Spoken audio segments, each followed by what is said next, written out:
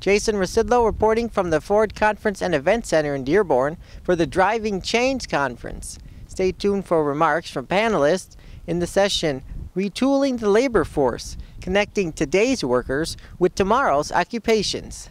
Research Director of the Indiana Business Research Center of the Kelley School of Business at Indiana University. And we were a consortium partner of the Driving Change Tri-State Consortium.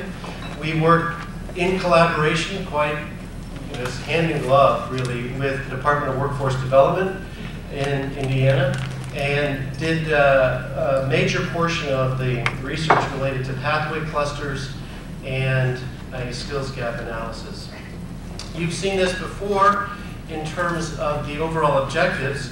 What we're focusing on here is alternative career pathways for displaced workers and identifying the skills gap. One of the things that we wanted to ask, as we've lost what, 500,000 workers or something like that from the peak to the trough, such a large number.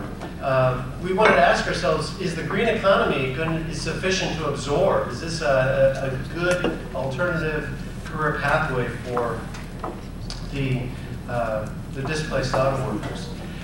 In terms of the survey outline, we're going to cover a little bit of our Green Job Survey, discuss a little bit about the survey results, ask the question, are green jobs the future? And here we talk a little bit about, we use secondary data for that. We'll discuss our pathway cluster analysis, our skills gap analysis, and introduce you to some of the web-based resources that we developed.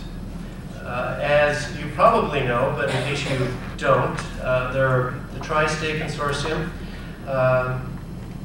All of us did, or are currently doing, in the case of Ohio, a Green Job Survey. And what we did was essentially replicate what Michigan did with their Green Job Survey that was released, I guess, 2 years ago, right? Yeah, this month, maybe almost to the date. We replicated Michigan's Green Job definitions, survey instrument, sample composition. If you want to know more than you'd ever like to know about Michigan's or any other of the states that did Green Job surveys, you can go to the Workforce Information Council Green Job Study Group. The surveys were essentially identical in terms of their construction. We wanted to change as little as absolutely possible, but the only thing that really changed was the fact that we offered a web-based option in terms of answering the survey. In terms of the job counts, we estimated that there are about 47,000 green jobs in Indiana, or 1.7% of the state's total employment. We, in Indiana, decided to survey public sector establishments instead of just private sector, because we thought we'd want to capture the mass transit drivers, those that are waste collection disposal, those that work for natural resource management. Michigan, on the other hand, had nearly 97,000 direct green jobs. And these direct green jobs are those that are directly involved in a green activity, as opposed to, say, someone that might be considered a support job in payroll or human resources or other functions that might support those jobs. Direct green jobs are those that are directly involved in the green production of goods or services.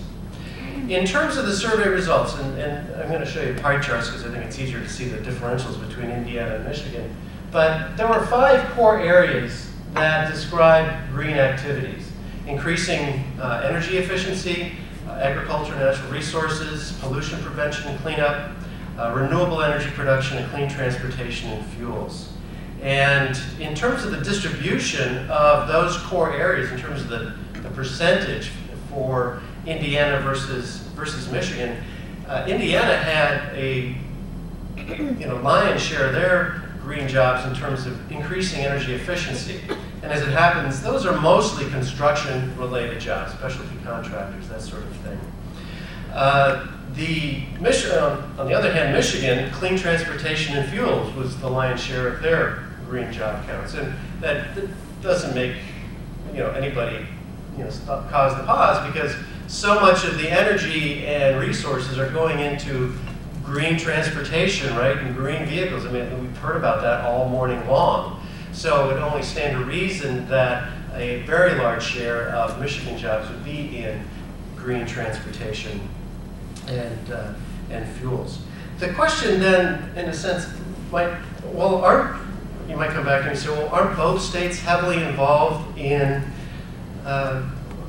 the auto industry? Isn't that why you're a part of the Tri-State Consortium, Indiana? And the answer to that question is, well, of course.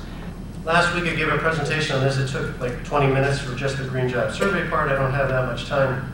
So I'm looking here just at occupations that require unique skills for green projects. And it's interesting that comparing the predominant occupations across the two states, there was only one that matched across the two states in terms of occupations that require unique skills for green jobs. And it's difficult to see, but it's environmental scientists, where there was a great deal of overlap. One of the important questions that we asked in the survey was to try to get a handle on whether there were special training requirements for a green job. And because we wanted to know, well, what are the training requirements for a green-related workforce?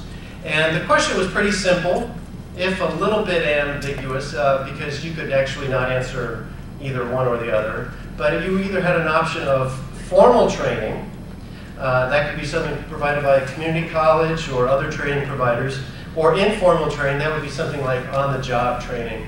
And I don't know where a half-day seminar on the job would fit in that, whether that would be considered formal because somebody from a community college came to visit for an afternoon, or whether that was considered on the job. But so there was some ambiguity there, I guess. But overall, we see that in both states, folks said that a relatively small percentage of future employee training needs would be formal. That is, in terms of the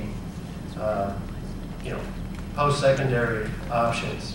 So that sort of squares, I think, with the other findings of our consortium partners that found that the engineers, those that had the bachelor's degrees, the higher educated level, would require additional certifications or additional training to be green or learn different elements that would make their job green, as opposed to, say, production workers, where there may not be much difference between a green production worker and a non-green production worker. Green jobs in the two states concentrated in transportation equipment manufacturing. These were the industries that were in construction were particularly hard hit in the recession, and we it wouldn't take much thinking to say, well, wow, these were the industries that also suffered the highest level of job loss, because of construction industries and doldrums, and the auto industry as well suffered terribly. I already discussed a little bit about the differences in the staffing patterns, and that's one of the questions I think we'd like to ask going forward in terms of the green job survey in states that should be relatively, one would think, at least out of the box, relatively similar, is, well, are there different staffing patterns at the same sort of establishment in Indiana versus Michigan? And I think the results we're going to get from Ohio will help us answer that question. Well, I would suspect that Ohio will look a little bit more like Michigan than it does Indiana, but that's just my personal conjecture. In terms of implications, like I said, employers indicated that most green-related training is done on the job. That squares with other research, not only with our consortium partners, but last week at the Department of Labor, all the grantees from all across the country came together to describe their findings. And I think that's pretty common across the board, that